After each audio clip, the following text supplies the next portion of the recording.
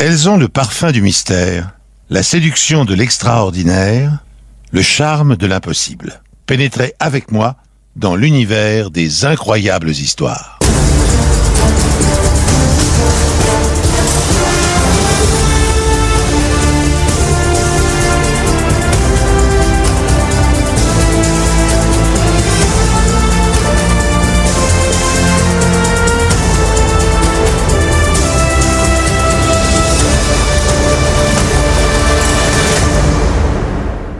Charles Urbain, Molaison du Coudray, est issu d'une de ces familles où la tradition exige à chaque génération que l'un des fils soit évêque et un autre à l'Académie des sciences. Quant au moins doué de la lignée, il sera destiné à l'état-major. Charles Urbain s'est donc retrouvé catapulté au grade de commandant de cavalerie. Le bonhomme est minuscule, sanglé dans sa vareuse, le képi planté haut sur le crâne, les bottes miroitantes, gaines de courtes jambes en cerceau, et vu la taille du personnage, les culottes de cheval semblent aussi larges que les oreilles d'éléphant. Un menton inexistant, une moustache excessive, un monocle vissé sous le sourcil, une badine de jonc sous le bras, et le tableau est vraiment complet. Le personnage semble avoir pour vocation de faire sourire, et il va y réussir bien malgré lui, même au cœur de la Grande Guerre.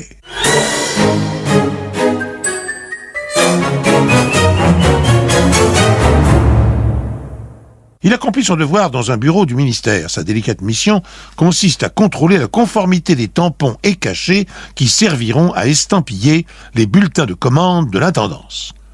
Ne nous moquons pas. Il faut bien que quelqu'un le fasse. Alors autant que ce soit le cousin d'un ministre. Charles Urbain Molaison du Coudray vérifie donc chaque tampon, puis appose un cachet sur le bordereau qui l'accompagne. Après plusieurs mois de ce labeur, il estime avoir bien mérité de la patrie et demande une permission. Il faut savoir que son épouse, née Garance Madani de Comberousse, est originaire de la région de Nice.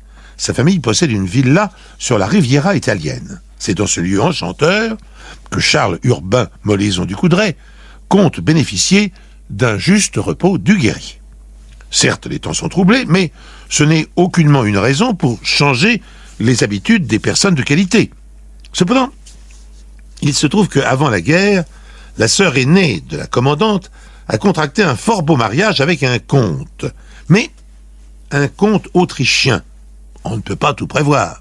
Il ne saurait être question de mettre en doute le patriotisme d'un Molaison du Coudray, commandant de cavalerie, dont les quartiers de noblesse remontent largement à Philippe Auguste. Néanmoins, une alliance, même lointaine, avec un Autrichien mérite une certaine prudence, et un fonctionnaire attentif marque le passeport de l'épouse d'un signe discret, presque invisible, mais parfaitement connu par la police des frontières. À l'aller vers l'Italie, rien de notable. Pour rentrer sur le territoire national, par contre, ce n'est pas aussi immédiat. Au poste frontière de 26 000, l'affluence est grande.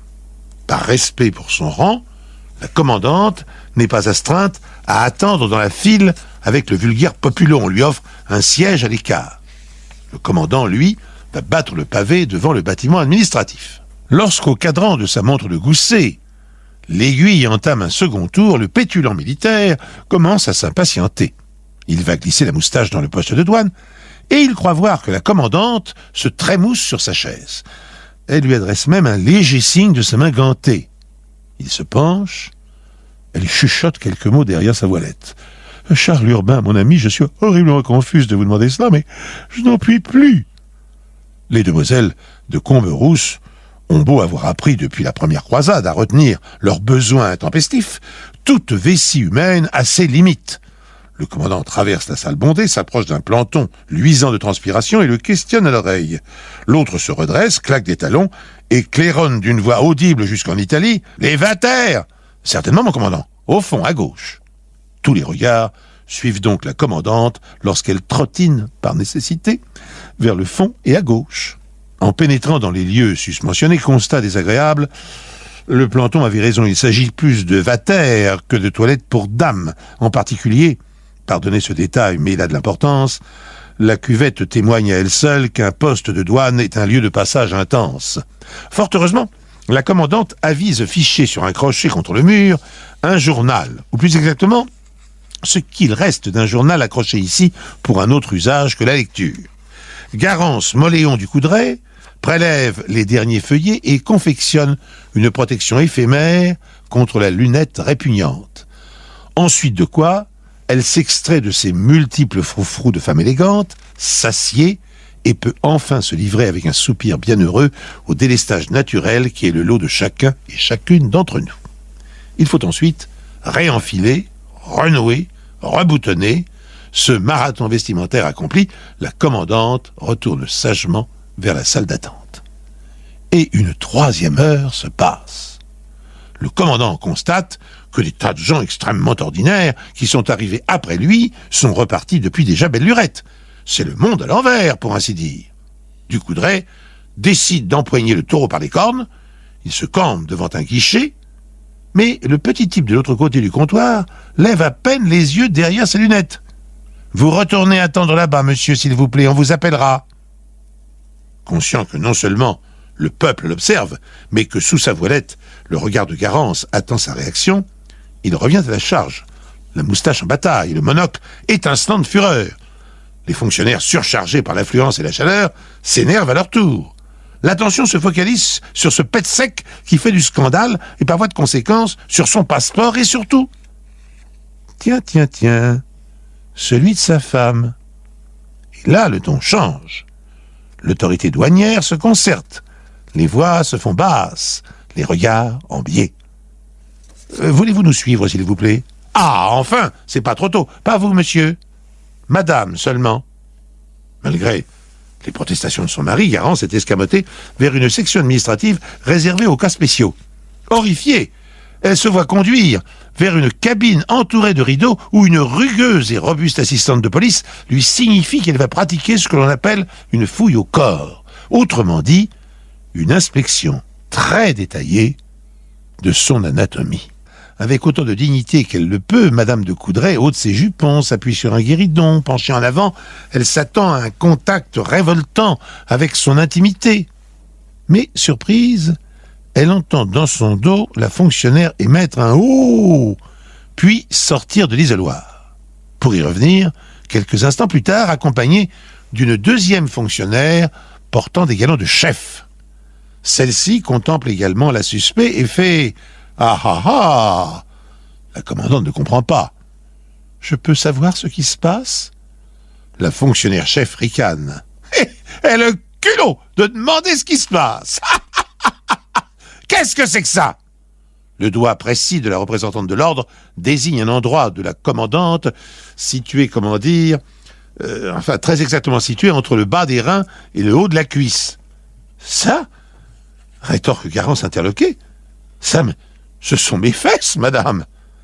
Après quelques malentendus et quiproquos, la commandante obtient un petit miroir. Munie de cet ustensile et en se tordant un peu le cou, elle parvient à constater, bien qu'elle n'ait jamais observé sa personne sous cet angle, elle discerne effectivement des sortes de hiéroglyphes tatoués sur son postérieur. Un message mystérieux apparaît bel et bien en noir sur la peau blanche. Et dans un alphabet probablement crypté, car les lettres elles-mêmes sont inconnues. « Ah ! Ils sont forts, les boches, avec leur espionne, hein !» s'exclame la fonctionnaire chef. « Belle combine pour passer leur code secret. Mais heureusement, on est là, nous, hein ? On n'est pas né de la dernière pluie, ma petite dame. »« Mais non, mais ce n'est pas du tout ce que vous croyez. J'ai tout compris. » Et Garance s'embarque dans une explication circonstanciée. Les vatères, la lunette crasseuse, le papier journal pendu au mur. « C'est l'encre. J'avais très chaud. Ma peau était moite. C'est l'encre qui a déteint. » Cette hypothèse tombe sous le sens. Elle est hélas impossible à prouver. Garance avait utilisé les derniers vestiges du journal. Les preuves de sa bonne foi ont été entraînées vers la fosse d'aisance. Les tatouages incriminés ne ressemblent à rien de connu. Même les gros titres ont été retournés et déformés par par l'étirement cutané que la position assise dans l'arrondi d'une lunette fait subir à tout fessier. C'est clair, cette femme est un agent ennemi. Il n'en reste pas moins que le commandant de cavalerie Charles Urbain Moléon du Coudray est une huile. Comme il s'avère délicat de lui exprimer nettement la localisation et l'aspect des inscriptions, on lui propose d'aller constater par lui-même. Mais imaginez ce que représente la perspective d'un tel tête-à-tête pour la morale catholique de l'officier. Voici un homme qui, marié depuis 22 ans, souffle pudiquement la lampe à pétrole avant de soulever l'édredon du lit conjugal. Alors il refuse violemment de jeter le moindre regard sur le corpus delicti et exige de téléphoner au ministre. Les gardes-frontières dépassés contactent les services du contre-espionnage. Tard dans la soirée, on voit arriver au poste de douane un photographe de l'identité judiciaire de Nice. Il plante un imposant trépied de bois et de laiton surmonté d'un appareil à souffler. La malheureuse Garance doit prendre la pose sous autant d'angles qu'il sera nécessaire pour que l'objectif puisse clairement enregistrer la totalité des signes cabalistiques. De l'autre côté de la vitre, pourtant masquée de rideaux, les éclairs du flash à poudre de magnésium font tressauter Charles Urbain comme s'il se prenait la mitraille de plein fouet. Ensuite de quoi, selon les consignes du contre-espionnage, la fonctionnaire de police la plus gradée doit procéder à l'effacement total de l'alphabet secret. Malheureusement, si l'encre d'imprimerie du temps de guerre adhère mal au papier journal, elle colle très très bien à la peau. On teste plusieurs solvants sans succès.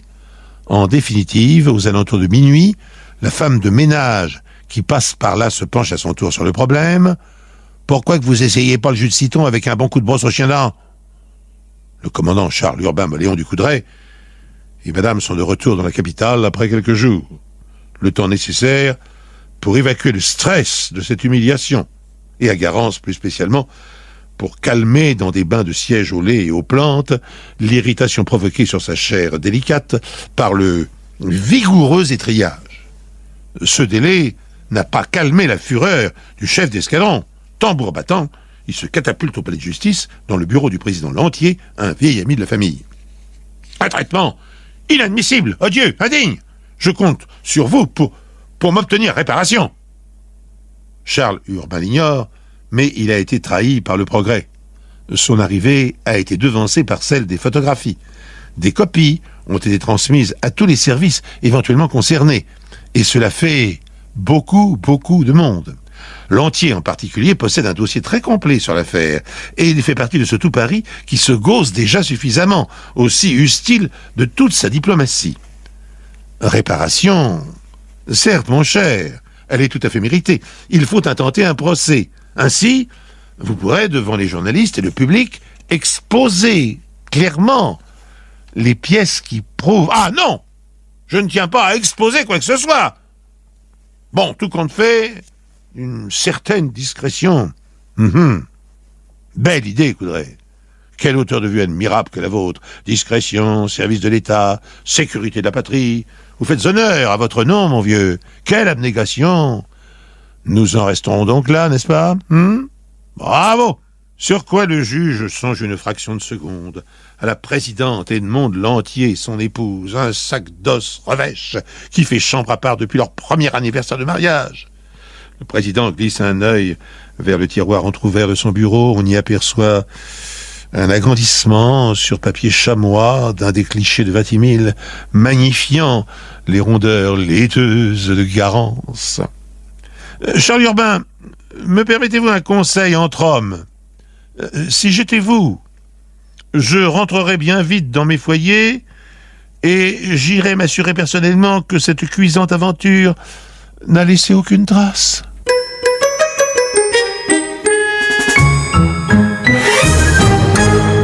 Pierre Bellemare, les histoires incroyables. Leclerc, bonjour. Bonjour.